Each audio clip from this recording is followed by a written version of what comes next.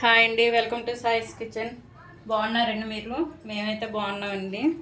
ఇప్పుడైతే ధనియాల చారు చేస్తానండి. ఇదిగోండి ఒక కప్పుతో ధనియాలు తీసుకున్నాను. ఇవైతే కొంచెం ఒక ప్యాన్ పెట్టి స్టవ్ ఆన్ చేసుకుందాం.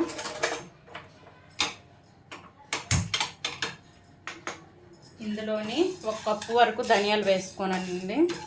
కొంచెం ఇవి వేగాలండి, బాగా వేగవలసిన అవసరం లేదు, కొంచెం అంత వేగాలి. ఇందులోనే 1 టేబుల్ స్పూన్ వరకు జీలకర్ర,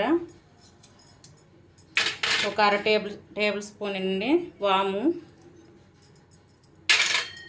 ఇదైతే వేయించుకుందాం. కొంచెం వేడెక్కితే చాలండి, ఇది దోరగా వేగవలసిన అవసరం లేదు. ఇది స్టవ్ మీడియంలో పెట్టుకోవాలండి. సేమ్ మీడియంలో పెట్టుకొని ఇది కొంచెం వేడైనంత వరకు వేపుకోవాలి. ఇదిగోండి మనకైతే ధనియాలు వేగిపోయింది.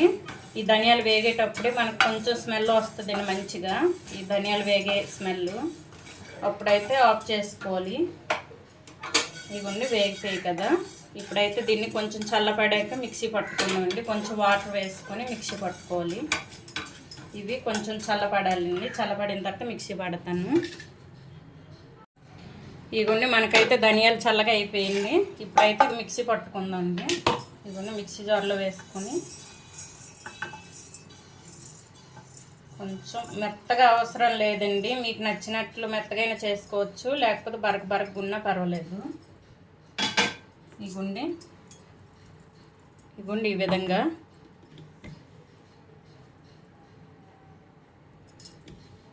చూడండి. ఇప్పుడైతే ఇందులో చిన్నది అల్లం ముక్క అండి. ఇదిగోండి చిన్న అల్లం ముక్క వేసుకోండి.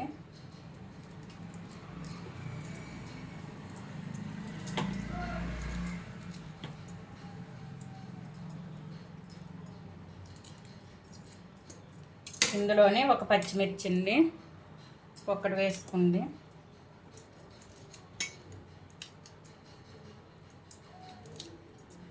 ఇప్పుడైతే ఇందులో కొంచెం వాటర్ వేసుకొని మిక్సీ పట్టుకుందామండి. ఇదిగోండి కొంచెం అంత ముందుగా అయితే వాటర్ వేయకుండా మిక్సీ పట్టండి, మెత్తగా నలుగుతుందండి. ఇప్పుడైతే మిక్సీ పట్టి చూపిస్తాను మీకు. చూడండి ఇదైతే మిక్సీ పట్టుకోను కదండి. ఇదిగోండి ఈ విధంగా అయిన తర్వాత ఇప్పుడైతే ఒక కప్పుతో వాటర్ వేసుకోండి. కొంచెం మెత్తగా పేస్ట్లా చేసుకోండి. ఇదైతే ఇదిగోండి ఒక కప్పుతో వాటర్ వేసి మెత్త చేసుకుందాం. ఇదిగోండి మనకైతే ధనియాల పేస్ట్ రెడీ అయిపోయిందండి. చూడండి ఈ విధంగా అయితే పేస్ట్ని రెడీ చేసుకోవాలండి. ఇది పక్కన పెట్టుకొని స్టవ్ ఆన్ చేసుకొని ఒక కడాయి పెట్టుకున్నాను. ఇందులోని ఒక టేబుల్ స్పూన్ వరకు ఆయిల్ వేసుకోండి. ఇంకోండి ఒక టేబుల్ స్పూన్ వరకు అండి. ఇది కొంచెం వేడైన తర్వాత పోపు దినుసులు వేసుకుందామండి. ఇందులో ఇదిగోండి కొంచెం శనగపప్పు అండి, కొంచెం అంతా, కొంచెం జీలకర్ర, కొంచెం అంత ఆవాలు, ఇవి వేసుకొని బాగా కలిపేసుకోండి. ఇదిగోండి ఇవి చిటపట్లు ఆడేటప్పుడు ఇందులో అయితే ఒక 2 ఎండుమిరపకాయలండి, 2 ఎండుమిర్చి వేసుకోవాలి. ఒక 2 పచ్చిమిర్చి అండి. ఇవి చిన్న సైజు పచ్చిమిర్చి ఒక 2 తీసుకోండి. ఇందులోనే కొంచెం అంతా కరివేపాకు,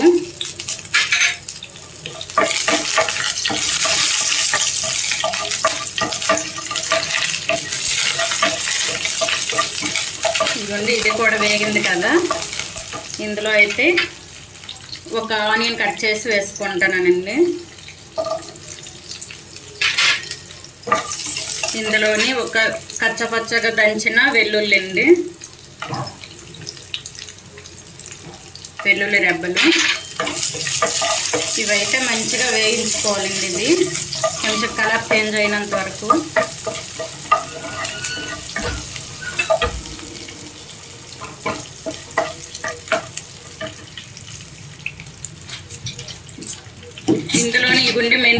వేయించుకోండి. కొంచెం మెంతులన్నీ మర్చిపోయాను, ఇవన్నీ కొంచెం పక్కన వేసుకొని ఇదైతే వేయించుకోండి. స్టవ్ మీడియంలో పెట్టి వేయించుకోండి. ఇదిగోండి ఈ విధంగా.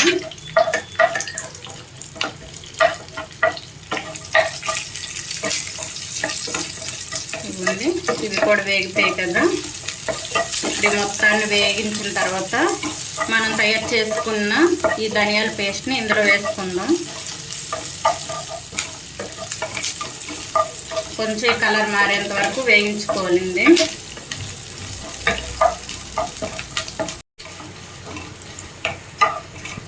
ఇదిగోండి ఈ విధంగా అయితే గోల్డెన్ కలర్ వచ్చినంత వరకు వేయించుకోవాలండి. ఇది చూసారా కలర్ మారింది కదా, బ్రౌన్ కలరు.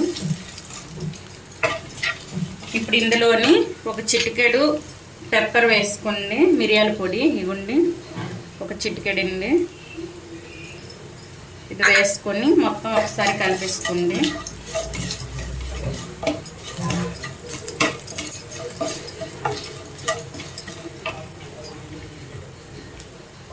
ఇప్పుడు ఇందులోని ఇవన్నీ మనం రెడీ చేసి పెట్టుకున్న ఈ ధనియాల పేస్ట్ని కూడా ఇందులో వేసుకుందాం. ఇప్పుడు ఇదైతే పలుచగా రసం పెట్టుకోండి, బాగుంటుంది. ఇది మంత్లీ ఒకసారైనా ఈ విధంగా చేసుకోండి. జలుబు దగ్గు ఇటువంటి ఉంటే తగ్గుతాయండి. వర్షాకాలం కదా, ఇప్పుడైతే జలుబులు దగ్గు వస్తుంటుంది, అటువంటి వాళ్ళ కోసం అండి ఇది. ఇవ్వండి ఇప్పుడైతే ఇది కొంచెం ఫ్రై అయిన తర్వాత మనం చింతపండు రసం వేసుకుందాం ఇందులో.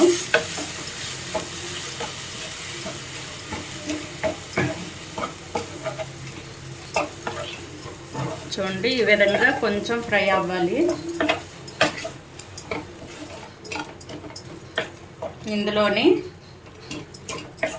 చింతపండు రసం వేసుకుందాం. ఇప్పుడైతే ఒక నిమ్మకాయ సైజ్ అంతా, ఒక పెద్ద నిమ్మకాయ సైజ్ అంతా చింతపండు నానబెట్టుకోనండి. దాన్ని రసం తీసి ఈ గుండి వేసుకుంటాను. ఇందులో అయితే వేసుకోవాలి. మీరు ఎంత పలుచగా కావాలనుకుంటారో అంత పలుచగా చేసుకోవచ్చండి.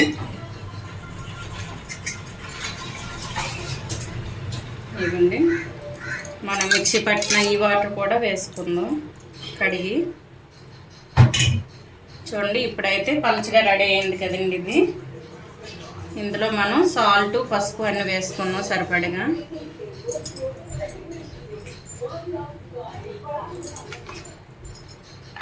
ఇవ్వండి ఇందులో ఒక అర స్పూన్ వరకు పసుపు అండి, కొంచెం ఒక స్పూను కారం, ఒక స్పూను కాదండి ఒక అర స్పూను కారం వేసుకోండి. ఎందుకంటే మనం ఇవన్నీ వేసాం కదా, మిర్చి అన్నీ కూడా. ఇవ్వండి ఇది వేసుకోవడం కదా. కొంచెం గరం మసాలా.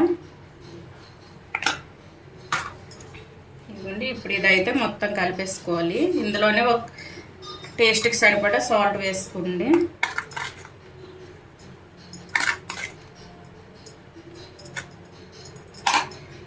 ఇప్పుడైతే ఇది మంచిగా మరగాలండి. మొత్తం ఇది మంచిగా మరగనిద్దాం. ఇందులో అయితే మీరు రసం పొడి కూడా వేసుకోవచ్చండి, కానీ అది అవసరం లేదు. ఈ విధంగా మనం అన్నంలో కలుపుకొని తింటే దగ్గు కఫం అది ఉంటుంది కదండి, కఫ్ అది అవి కూడా పోతాయండి. ధనియాలు అంత మంచి చేస్తాయి. ఇదిగోండి ఇప్పుడైతే ఇది కొంచెం మరిగినంత వరకు మూత పెట్టుకొని ఉంచుకుందాం. చూద్దామండి మన ధనియాల రసం ఎంతవరకు వచ్చిందో. చూడండి బాగా మరిగిందండి.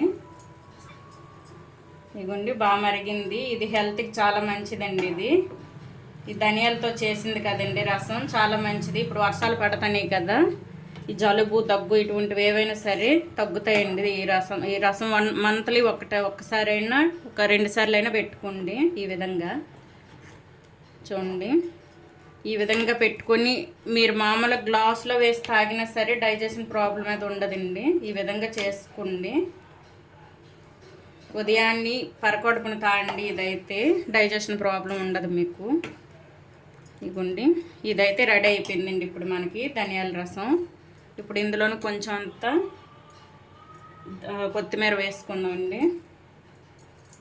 ఇవ్వండి మనకి రెడీ అయిపోయింది. ఇప్పుడు ఇది ఆఫ్ చేసుకుని ఒక బౌల్లో వేసి చూపిస్తానండి మీకు. ఇగుండి మనకైతే ధనియాల రసం రెడీ అయిపోయిందండి. చూడండి ఈ విధంగా అండి. ఈ విధంగా చేసుకుంటే కనుక మీకు ఒంట్లో కఫం ఉన్నా సరే, దగ్గున్నా జలుబున్నా బాగా తగ్గుతుందండి. ఇది మంత్లీ 2 టైమ్స్ ఇలాగ చేసుకొని మీరైతే అన్నంలో కలిపేసుకొని తినండి. 1-2 ముద్దలు తింటారండి, అంత టేస్ట్గా ఉంటుంది. ఒకసారి మీరే ట్రై చేయండి. ఈ విధంగా ఈ ధనియాల రసం మీకు నచ్చినట్లయితే అండి లైక్ చేయండి, షేర్ చేయండి, సబ్స్క్రైబ్ చేసుకోండి నా ఛానల్ని. ఓకే, బాయ్ అండి.